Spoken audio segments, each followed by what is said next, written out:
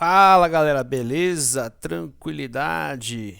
Estamos nós aqui para mais uma aula e aula de geografia, né? Começando mais uma semana de aulas e o nosso tema de hoje é recursos energéticos, carvão, gás natural e xisto. Então nós começamos na apostila 4 a lidar com os chamados recursos minerais, vimos na aula passada, né? Recursos minerais do Brasil. E agora a gente vai fazer uma trajetória aí para outros tipos de recursos energéticos, tá?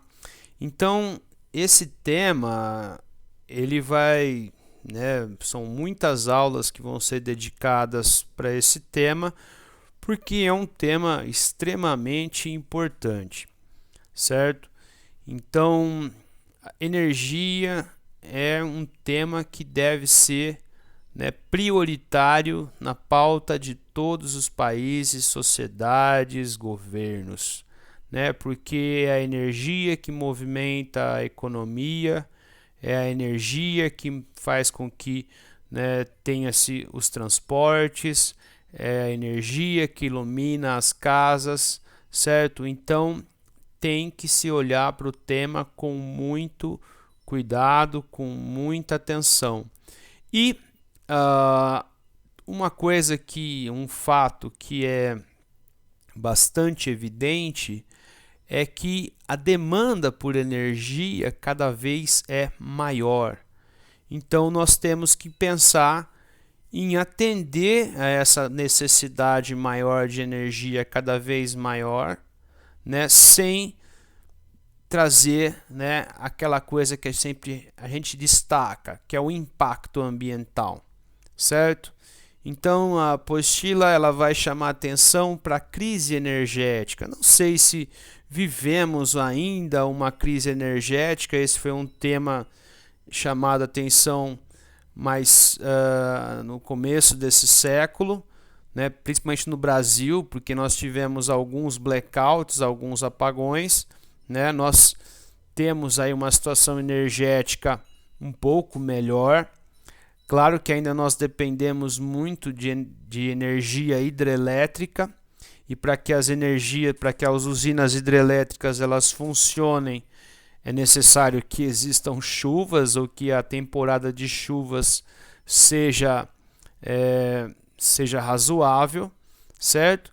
Mas nós temos, na medida do possível, diversificado também a nossa matriz energética, e isso tem afetado, diminuído um pouco essa crise, tá certo? Então, como eu citei para vocês no primeiro tópico, essa crise energética ela tem raízes políticas, econômicas, tecnológicas ou naturais, certo? Então é preciso que, né, cada um dê aí o seu contributo. Outra coisa que nós vamos aprender nessa aula, né? Muitos recursos, né, eles são finitos. Então a gente tem que ter cuidado e já pensar em alternativas para recursos que estão acabando, certo? Vamos pensar, por exemplo, a questão do petróleo. O petróleo ainda é importante? É, só que já se sabe que daqui 20 anos, 30 anos, muitas das reservas acabarão, ok? Sem contar que o petróleo é o combustível fóssil, um dos que mais polui. Então nós precisamos de ter, né, alternativas energéticas e alternativas mais limpas, ok? Então, que é o item 3, o terceiro tópico que eu estou trabalhando para vocês. Muitas fontes primárias, né, as principais fontes de alguns países ainda estão assentadas em fontes poluentes que geram grande impacto ambiental. Então, né, é tarefa, dever de casa dos países pensar, né, alternativas que sejam limpas, ok? Diferenciando as fontes. Então nós temos fontes que são convencionais e outras que não são convencionais. Vou tentar ser bastante didático para que vocês possam entender isso. Fontes de energia convencionais são fontes já que estão bem desenvolvidas, que muitos países já têm estruturas, né, de funcionamento a partir dessas fontes de energia, né? Como, por exemplo, o petróleo. Então, nós temos empresas que exploram, empresas, né, refinarias, que vão refinar o petróleo, aquela coisa toda. Então, o petróleo, ele é uma energia ainda convencional. Só que, como eu disse, o petróleo se enquadra dentro daquelas não renováveis, certo? No caso, as não convencionais são fontes de energia que têm potencial, mas que ainda precisam de um grande investimento em pesquisa, em preparação, em estruturação, para que elas possam ser aproveitadas. Vou dar um exemplo, né? Há muito tempo atrás, ninguém imaginaria que, né, muitos cataventos seriam colocados em vários lugares do nosso país e do mundo, certo? Para gerar energia elétrica. Só que hoje isso é uma realidade. Então, a matriz eólica está se tornando convencional, por conta de que, né, está barateando. Mesma coisa dos painéis solares. Antigamente era difícil você ver, né, painéis solares. Hoje você vê por todos os lados. Então, depende muito do barateamento dessa tecnologia ser acessível para as pessoas, para as empresas, certo? Então, isso é bastante interessante de chamar a atenção.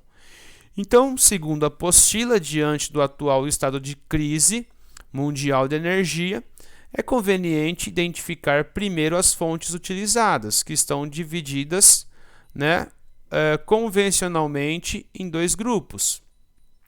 As fontes convencionais: carvão mineral, petróleo e gás, energia hidráulica e biomassa. O que é biomassa, galera? Biomassa pode ser desde bagaço de cana até vegetais. Vamos imaginar uma floresta de reflorestamento ou um cultivo de árvores e essas árvores têm como fim ser queimadas. Virar literalmente lenha é biomassa. Bagaço de cana que gera energia elétrica é biomassa. Ok? Tem muitas energias, muitas usinas aqui da nossa região que funcionam, que produzem a sua própria energia, né? Que elas queimam? Biomassa, bagaço de cana. A cana é exprimida, passa ali pela moagem e o bagaço é jogado num outro compartimento. E esse bagaço é queimado, gerando energia, certo? Energia de biomassa. Fontes não convencionais: marés, ventos, ondas, xisto. O xisto também tem se tornado convencional. Energia geotérmica, por exemplo, lugares como a Islândia, que tem uma intensa atividade geotérmica, né? Usa-se essa atividade toda para gerar energia elétrica, energia solar e energia nuclear, tá? Sobre fontes e matrizes. Então, tentando que vocês entendam aí as categorias. O que é uma fonte primária? Fonte primária é uma fonte que é provida pela natureza. Tipo, tem o petróleo. O petróleo é uma fonte primária. O petróleo líquido viscoso é uma fonte primária. Se não tivesse sido desenvolvido tecnologias em cima desse recurso, ele seria só mais um líquido viscoso que suja, fedido, certo? Mas tecnologias foram inventadas, técnicas, tecnologias. Então, o petróleo foi transformado em produtos, né? Então, muitos produtos são derivados do petróleo. Então, as fontes secundárias são coisas transformadas. São produtos transformados a partir dessa fonte primária. Uma coisa é você segurar na mão um pedaço de urânio, certo? Você segura na mão, você não tem nem ideia que aquela pastilha ela pode gerar uma imensidão de energia, certo? Então, essa energia, a nuclear, é a transformada de uma fonte primária, tá certo? Então, uma coisa é a matéria-prima, a outra coisa é o produto transformado a partir dessa matéria-prima, ok? Quanto às matrizes, temos matrizes que são renováveis e não renováveis. Então, por exemplo, nós vamos ver o xisto hoje, né? Na nossa aula de hoje. O xisto é uma energia, é um recurso que está se tornando convencional, né? Muito investimento, principalmente nos Estados Unidos da América. É possível gerar gás e óleo de xisto, certo? Só que é uma fonte não renovável. Dizem aí as pesquisas que em 20 anos, até 2030 e pouco, todo esse xisto dos Estados Unidos vai terminar, certo? Então não pode ser uma energia que vai ser constantemente utilizada por aquela sociedade, tá certo? Então tem que pensar alternativas. Recursos naturais, então, vejamos quais são os renováveis e os não renováveis. Como o nome já diz, o recurso que é renovável é que ele é constantemente oferto para as pessoas. Então, ele está aí, ele não acaba. Então, o sol, a energia geotérmica, as ondas, as marés, o vento, a biomassa, a água, ok? Então, são coisas que estão aí para nós ad eterno, para sempre, ok? Então, lógico que ele pode acontecer a deterioração de um recurso. Se nós temos a água poluída, ela está deteriorada, ela está comprometida, tá? Mas para fins de geração de energia, né, serve. Os recursos não renováveis, como o nome já diz, explorou, acabou, já era, né? Vai levar milhões de anos para aquele recurso ser produzido novamente numa outra situação especial, tá certo? Então aí nós chamamos a atenção do petróleo, do carvão mineral, do gás natural, né, do urânio, que gera energia nuclear, né, e o próprio xisto, como eu citei há pouco, ok? Então é interessante vocês terem a noção exata do que vem a ser cada um desses recursos. As tabelinhas, sempre importante interpretar as tabelinhas, né? A oferta de energia por fonte não renovável e renovável. Então, no mundo, né, a energia não renovável no mundo, ela sempre foi preponderante, principalmente, né, porque nós vivemos aí a era do petróleo e seus derivados.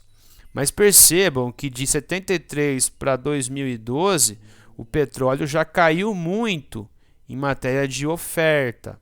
Aumentou o carvão, aumentou o gás e aumentou a energia nuclear. No Brasil, né, nós tivemos um aumento.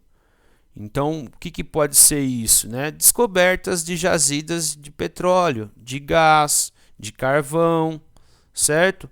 Petróleo caiu um pouco, mas aumentou o carvão, aumentou muito o gás natural, né? A exploração de gás natural. E sempre fomos, né, usamos muito da energia renovável nas nossas usinas hidrelétricas. Então veja, né, 50% oferecido aqui já era, né, de energia renovável. Então aí houve uma queda da biomassa, um aumento da hidráulica e um aumento de outras, como a do carvão. O consumo de energia. Então percebam que o mundo está consumindo menos derivados de petróleo, nós um pouquinho menos. O mundo está consumindo mais eletricidade, né? Um pouco mais de gás natural, menos carvão, menos biomassa. Então, o mundo em geral, principalmente na Europa, né, está meio que cada vez mais usando menos derivados de petróleo ou de combustíveis fósseis, ok? No caso do Brasil, né, aumentando a eletricidade, aumentando o uso de gás natural, aumentando o carvão e a biomassa caindo. A biomassa aqui é muito madeira de vegetação nativa, né? Pode ser.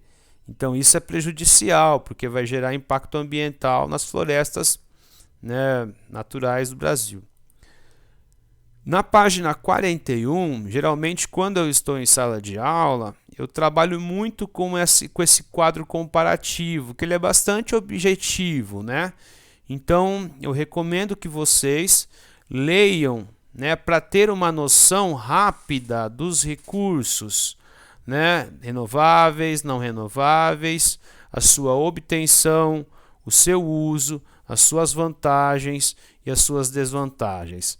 Nós vamos, né, falar um pouco desses recursos, né, ao longo dessas aulas aqui, mas ele já imaginando uma situação de prova, né, então ele vai trazer um esqueminha rápido para você, né, ter os pontos importantes da coisa. Então agora nós vamos, né, caminhar, né, como eu coloquei para vocês, nós vamos falar um pouquinho de alguns recursos, certo? Então eu vou falar muito por cima, né, porque vocês veem esse tipo de coisa lá em química, talvez em biologia, e eu acho que a explicação desses professores, né, vai ser bem mais aprofundada do que a minha, né, porque é algo da área mesmo. No caso do carvão mineral, né, eu disse a vocês, todos os combustíveis fósseis eles estão entrando numa fase aí de decadência. Só que o principal deles é o carvão mineral. Já foi uma rocha, né, pivô de guerras no mundo, guerras entre França, Alemanha, Japão, China, certo? Já foi o principal recurso energético da humanidade, principalmente até 1945 por aí, né? Foi uma fonte, né, bastante importante, mas por ser muito poluente, ele tem sido deixado de lado em muitos lugares. É uma rocha sedimentar de origem orgânica. A diferença do carvão mineral para o petróleo é de que o carvão ele foi fossilizado de restos de vegetais, enquanto que o petróleo é uma substância oriunda de matéria orgânica viva, animal, certo? Então, literalmente, o carvão mineral ele é um pedaço de vegetal fossilizado, certo? Então, ele vai estar mais presente em áreas, né, que eram áreas de lagos do hemisfério norte. Os maiores produtores, China, Estados Unidos, Índia, Rússia, né? Para que serve o carvão mineral?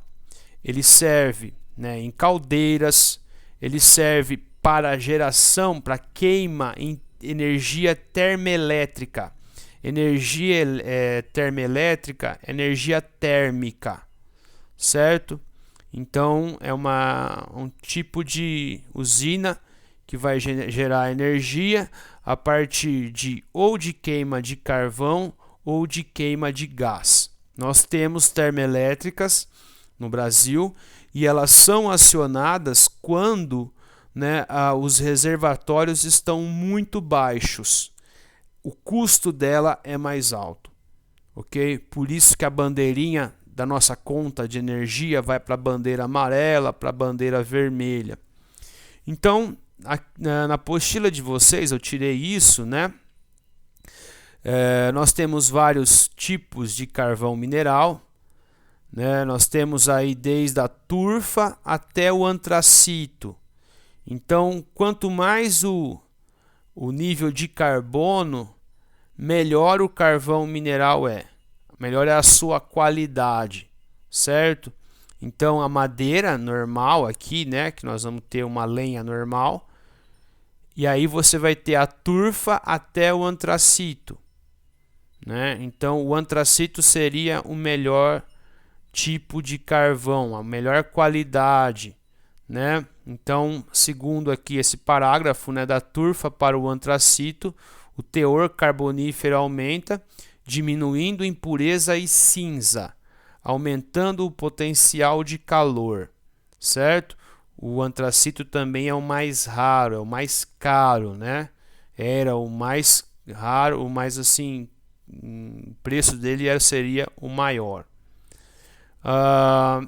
Eis o mapinha onde é mais encontrado, principalmente aqui no hemisfério norte, né? Nessa área mais temperada, né? Ou a área de latitude média para latitude alta, ok?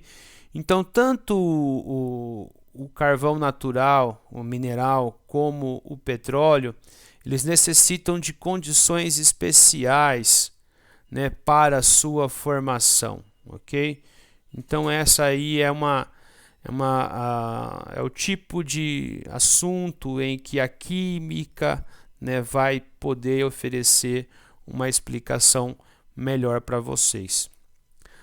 No caso do gás natural, mistura de derivados de combustíveis fósseis, formado, né, por animais soterrados a intenso calor e pressão ao longo de milhares de anos. Então a formação do gás natural ela está, né, relacionada com a formação do petróleo, né? Em geral, onde você vai ter reserva de petróleo, você também vai ter reservas de gás, certo? Então, segundo aqui consta, a energia que as plantas naturalmente absorvem da luz do sol é armazenada em forma de carbono em gás. É uma mistura de hidrocarbonetos leves encontradas no subsolo, na qual o metano tem uma participação superior a 70% em volume, que é o gás metano, ok? Então a composição ela pode variar, né? Então é um recurso que vai ser interessante na atualidade porque ele é menos poluente do que os outros dois combustíveis fósseis, o carvão e o petróleo, né? É preciso toda uma logística, uma estruturação para o transporte desse recurso, né? No Brasil existem gasodutos, né? O grande fornecedor de gás natural aqui da América do Sul é a Bolívia, e existe toda uma rede de gasodutos ligando vários países. Então, dos combustíveis fósseis, ele é o mais limpo, ele é o menos poluente, mas também ele é, né, um combustível, uma fonte de energia não renovável. Vejam a extração de gás natural pelos países em metros cúbicos por ano. Então veja que o hemisfério norte, uma vez mais, é o grande produtor, né? É o grande hemisfério que extrai gás natural. E o gás natural no hemisfério norte, fora a questão da geração de energia elétrica nas térmicas ou termoelétricas, né? O gás ele é muito importante para os aquecedores das casas. Então, o inverno do hemisfério norte ele é muito mais rigoroso do que o nosso hemisfério. Então, todas as casas em países frios como a Rússia, como a Alemanha, esses países mais da Europa do Norte, aí centro-norte, todas essas casas vão ter aquecedores. E esses aquecedores, eles funcionam à base de gás, certo? Então, quando aconteceu a questão ucraniana lá em 2014, a Rússia ela boicotou o fornecimento para o Ocidente. Então, né, os países ocidentais tiveram que se virar, né, a encontrar outro fornecedor de gás para esse fim que é bastante importante para as casas na Europa. Então, finalizando o gás natural, ele é muito interessante, né, porque ele vai representar um menor impacto ambiental, ele vai ser mais eficiente, né, comparado, por exemplo, ao carvão, ao uso do petróleo cru para a termoelétrica. Então, né, o gás é o mais viável de todos esses combustíveis fósseis. E para concluir, o xisto, né, o xisto, outra rocha sedimentar, é uma fonte de combustível. Então, do xisto pode-se, né, produzir óleo ou pode-se produzir gás, né? Então, nos últimos anos tem se investido muito nesse recurso energético, principalmente nos Estados Unidos, ok? Então, os países que vão ter maiores reservas de xisto: Brasil, Estados Unidos, China e Argentina. É um recurso barato, certo? Porém, né, com alto impacto ambiental, que a gente pode ver aqui a partir dessa imagem. Por quê? Né? A forma de extração, por exemplo, de gás de xisto, né, ela envolve toda uma estrutura que vai perfurar o subsolo, pode passar por lençóis freáticos, e depois ele vai, depois da perfuração ser vertical, ela passa a ser horizontal. E aí o que acontece? Vai ser lançado nessa canalização uma mistura de água, areia e componentes químicos, né? E com as rochas tendo o contato com essa mistura de água, vai gerar uma pressão, vai gerar fratura, e aí vai gerar reações químicas que vão gerar gases, vão gerar óleos que vão ser, né, canalizados e extraídos para a superfície. Então, alguns lugares aí que se explora esse recurso, né, há contaminação de água, há contaminação do ar, né? Então, pode gerar aí impacto ambiental bastante considerável. É um recurso bastante sujo, tá certo? Então, por hoje é isso. Espero que vocês tenham gostado, né? Recomendo que vocês façam a leitura da apostila. Valeu, abraço.